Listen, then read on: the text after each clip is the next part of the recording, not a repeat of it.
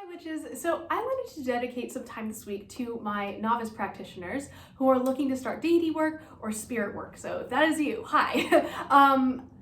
We're going to talk about some deities and spirits that are associated with the element of water today. So we're just going to dive right in because I'm probably going to talk about this for far too long. But basically, let's just dive in. The first god I want to talk about is named Sobek, and this is the Egyptian god of the Nile. So if you work with Egyptian deities and are very interested in like river magic and the Nile, or perhaps live near the Nile, Sobek is the personification of the river, basically. The next one is Nephthys, who is the Egyptian goddess of rivers, death, mourning, the dead, and night, who I initially thought was reaching out to me before I realized it was Anubis, to be honest with you. I was like, well, maybe it's, and then it was definitely Anubis. But yeah, she is another Egyptian goddess that you could work with if that is something that you seem like drawn to. She definitely has a lot of river energy and like she's a very cool goddess, I should say. The next goddess I wanted to talk about is Danu, who is the Celtic river goddess and sometimes seen as the Celtic mother goddess. So if you work with her, that is more of like a very deep energy in my mind, and it's very old and it's very, very interesting. So if you work with Danu, let me know. I'd love to talk to you. The next god I want to talk about is Aegir, who is the Norse personification of the sea. So I read a book once, it's called The Sea of Trolls. It's like a children's or young adult fiction book about Anglo-Saxon children who get kidnapped by Vikings when they raid Lindisfarne or something, and then go to live in Norway. And they go on this whole adventure. There's actual trolls and stuff. It's very interesting.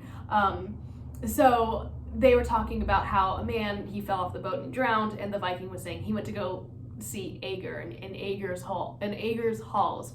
So you really see that, you know, the sea was like alive, like he was almost like a living creature, right? Or a living being. I just think that's a really cool aspect of Norse mythology that's really cool. So Aegir.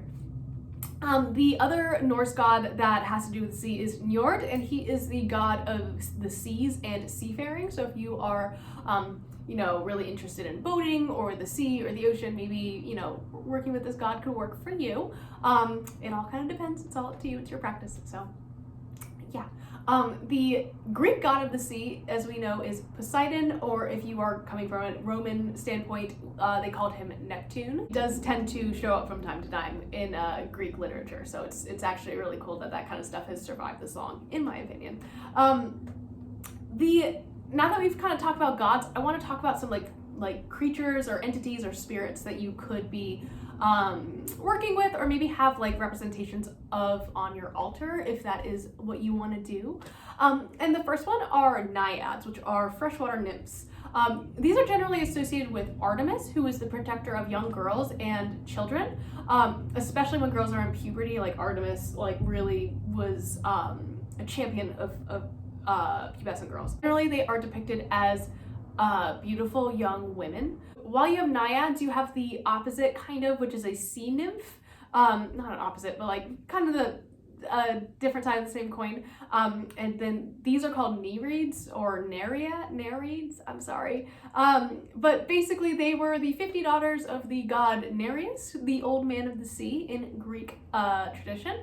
And he was known to dwell at the bottom of the Aegean Sea. Nereids and naiads, you might have a representation of them on your altar if you work with the Greek gods. But again, that's up to you. What I'm going to talk about is the Kelpie, which is the Scottish water horse.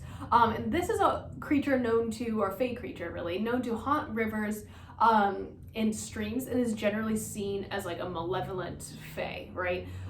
Sometimes they show themselves as beautiful young women in order to like entice people in the woods, especially young men, lure them to their deaths in the rivers. Kind of a trope that we see a lot in folklore. So Kelpies. Yeah. Cool, like Scottish Celtic creature that is associated with water is the Selkie. And this is actually seen in Scottish and Icelandic folklore, which I think is really cool. But basically, these are beings that shapeshift from being a seal into being a beautiful person. So there are stories of female and male Selkies. Though I think one of them was like kind of like a weird way that they were slut shaming a lady like back in like the 1600s. But I digress. Moving on from Selkies into Sirens, right? So Sirens in the Odyssey, like there's a part where Odysseus and his crew are enchanted by a group of sirens, and he's like, tie me to the mast and don't let me go until we're, you know, clear of it. So they do that, and they are granted safe passage essentially. But sirens, basically their whole deal is that they sing these beautiful songs that lure sailors into sailing their ships towards the rocks, smashing them on the rocks, and then they like descend upon them and like kill them and eat them, as I assume. Some stories even say that they can take control of the winds. Now, if you've ever been to the Mediterranean, like there are some really crazy rock formations, so I totally see how like this legend came to be about, like, you know, especially with them controlling the winds. At first, sirens actually were more bird-like and had like talons and wings and stuff, but by the Middle Ages, they'd really evolved into that like mermaid image that we see, like the beautiful woman with a tail, like singing a song and luring men to their deaths. You know, that's kind of like the modern version of it, but in the days of the ancient Greeks, they were more bird-like. The next entity we're going to talk about are the Morgans, which are similar to, like the name is similar to the Morgan because it has like they're fae basically. And these are Welsh water spirits that are known to drown men. They are associated with, like I said, the Morgan, and thus this makes the goddess have kind of a river-based energy with her.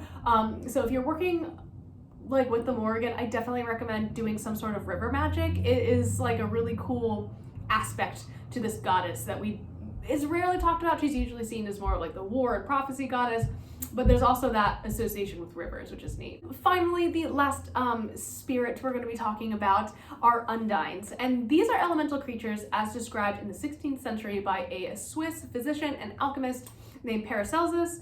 I made a whole video about elementals last month, so check it out. So sometimes undines are also just called nymphs, so they kind of are used interchangeably, like those two terms, but they're basically humanoid personifications of the water and walk through water as easily as we walk through the air. So again, for my deity and spirit workers, I would love to hear from you guys about like if you work with any of these amazing entities. But yeah, that's all for today, and I will see you guys tomorrow. Bye!